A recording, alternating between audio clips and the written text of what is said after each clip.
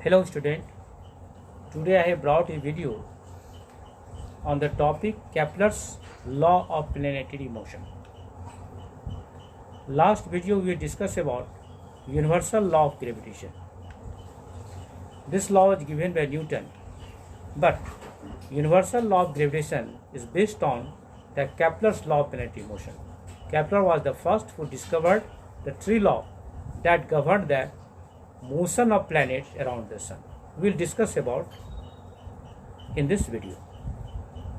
So first we introduce about the Kepler. So who is Kepler? Who was Kepler? It is the brief history about the Kepler.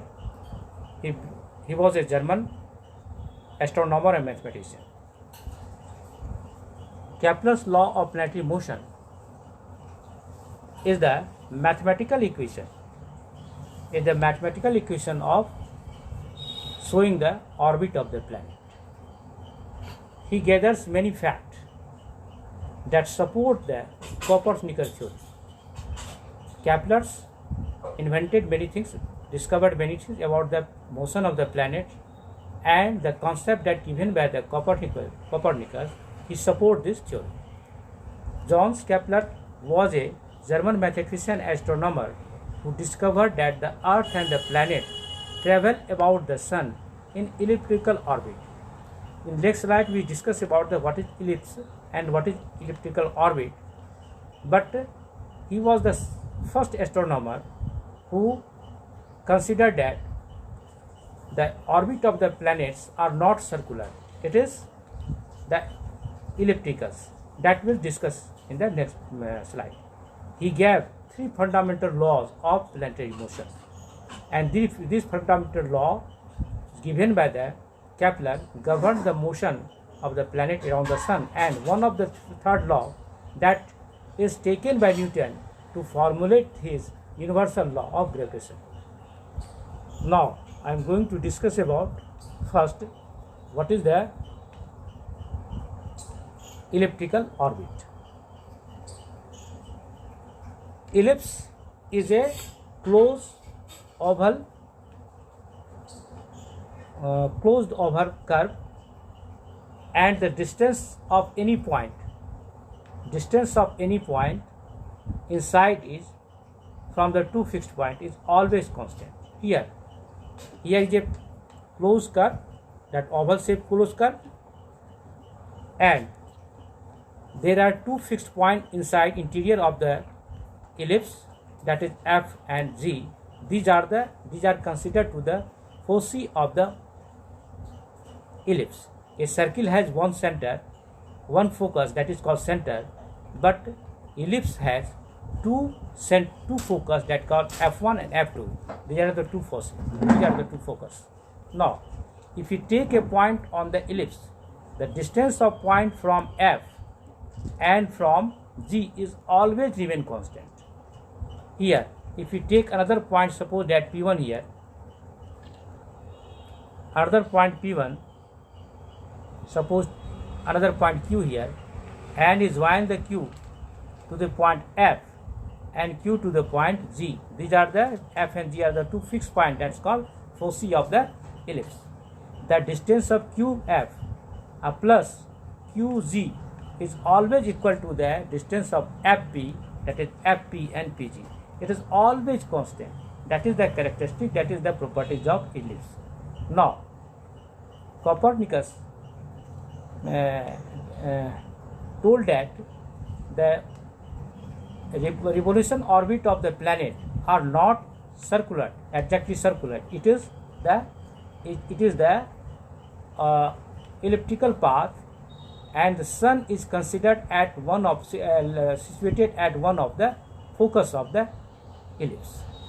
That is the law given by the Copernicus. So I introduce you about the ellipse. What is the shape of ellipse? The definition and more fact it is given in the next slide.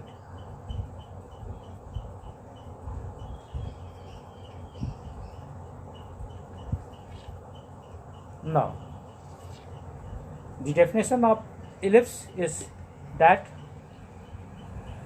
an ellipse is a closed oval curve traced out by a locus of point in a plane in such a way that the sum of distances of any point that is given, that we discussed in the last slide, any point on it from two fixed points. The two fixed points interior of the ellipse are foci of the ellipse. Points interior of the always constant. The two fixed points are called foci. It is the foci word is the plural of focus of the ellipse. And the longest diameter, that the longest diameter of the ellipse is called the major axis, and half of it is the semi-major axis denoted by A. Here suppose it is a ellipse, it is the major axis, it is minor axis, and it is the major axis in the minor. It is the longest diameter, it is the shortest diameter, and half of it is called the semi-major axis, and half of the shortest diameter is called the semi-minor axis denoted by B. And the area of ellipse is calculated as A is equal to pi A into B. A stands for the semi-major axis. It is the semi-major axis, that is A here, and it is B here. Now, in this way we can find the area of the ellipse, and is the shape of the ellipse is the orbit of the planet that revolve followed by the planet when it revolves around the sun.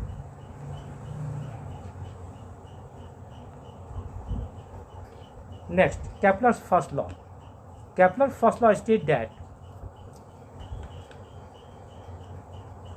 the orbit of the planetary bodies are ellipses with the sun at one of the two foci of the ellipse. There are two foci of the ellipse, and it is considered it is the oval path. It is the elliptical path of the planet, and sun is considered to be situated at one of the focus of the ellipse. That is the first law given by the Kepler.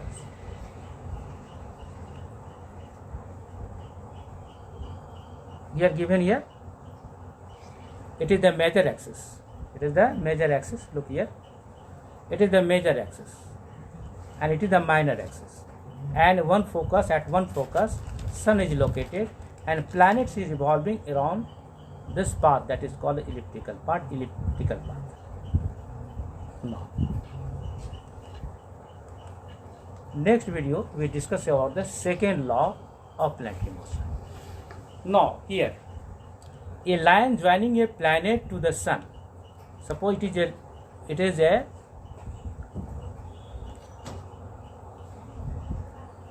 sun and it is a planet. The line connecting the planet to the sun sweeps out equal area in equal time as the planet moves around the orbit. Here, it is the sun, one of at the focus, and the planet is here. Planet is here. It is revolving around the sun. The area covered by the planet, and in time t1, same area covered in time t2 when the time t1 is equal to time t2. Now, it revealed that when the planet is near the sun, their motion is increases and is moving fastly. When the distance of the planet is far away from the sun, it moves slowly. That's why the area covered at these two locations are same when the time period is same. Within the time interval, they cover same distances and from the two locations. When it is farther away, it moves slowly, so the area cover is same, and when it is near the sun, then it moves fastly, and the area, and thus the area swept by the planet is same at any interval of time, whether it is in any location. Now, the line, if the time required for the planet to shift out area A, that is area A, when the time, that is the time, and shifts the area A, and equal to the times to ships out A2, the area will be equal. The planet's speed will be slowest when it is farthest from the sun. When it is farthest from the sun, then the motion of the planet becomes slow, and when it is nearer to the sun, its motion of the planet becomes faster. That's why the area shifts by the planet in any location at any interval times are equal.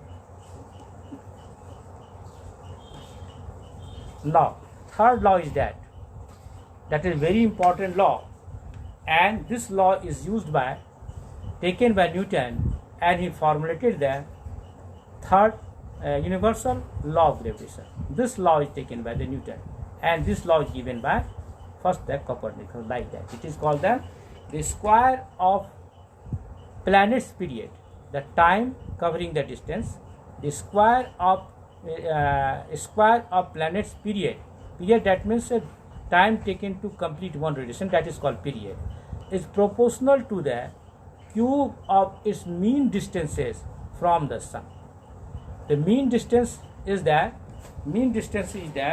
semi-major axis. Semi-major axis and mean distance is considered r. It is the r is the mean distance. And for any planet, the square of the planet's period, that is the time period, that is the time taken by the planet to cover one revolution, is called time period, is proportional to the cube of its mean distances from the sun. It is always constant. T square is proportional to r cube. That is the third law given by the Kepler. And this law is taken by Newton. Assume that a planet's orbit is circular, which is not exactly correct, but is a good approximation in the most cases. It is not exactly circular, but it is taken for the shorter orbit of the planet. Then mean distances from the sun is a constant, that is radius of the circular path. F is the force of gravitation on the planet F. It is also centripetal, as F is a force exerted by the force that exerted by the sun and the planet to each other. It is the F is a force, that is the gravitational force, and it is also the centripetal force that is responsible for the motion of the planet around the sun. It is also the gravitational force, nothing but a centripetal force that is responsible, that is needed to move the planet in the circular path around the sun. If the orbit is circular, the planet's speed is constant and v is equal to, here the v is the linear velocity, that's equal to twice by r. It is the twice by r is the circumference of the circular path, and t, time t, and the velocity of the planet is taken by v is equal to twice by rt. It is clear.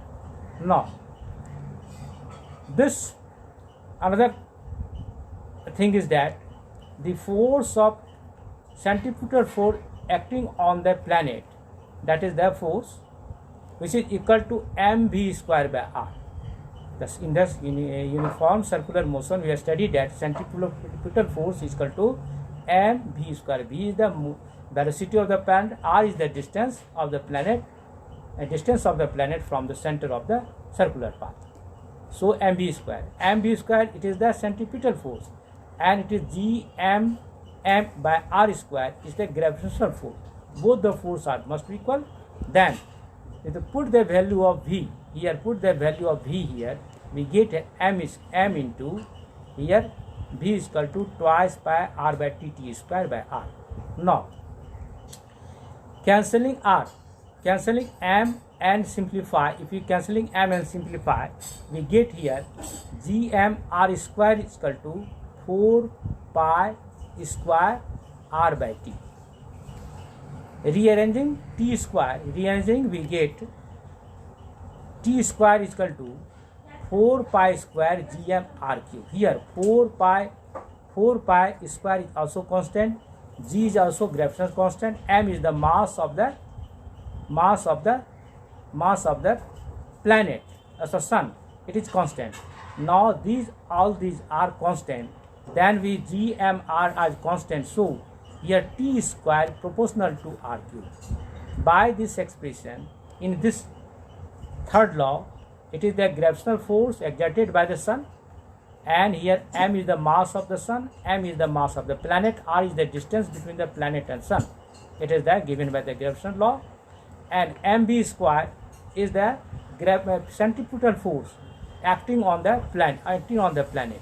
They must be equal. When I put the value of v square as twice by rt, we get this expression, and ultimately we get that T square is equal to 4 pi square gm r cube, that is 4 pi square gm, and g is the gravitational constant, m is the mass of the sun is constant. So so here T square proportional to r cube. It is the third law of Kepler's third law of planetary motion, and it is used by the Newton to formulate the gravitational law of universal law of gravitation. Next video will discuss about how the Newton's proved his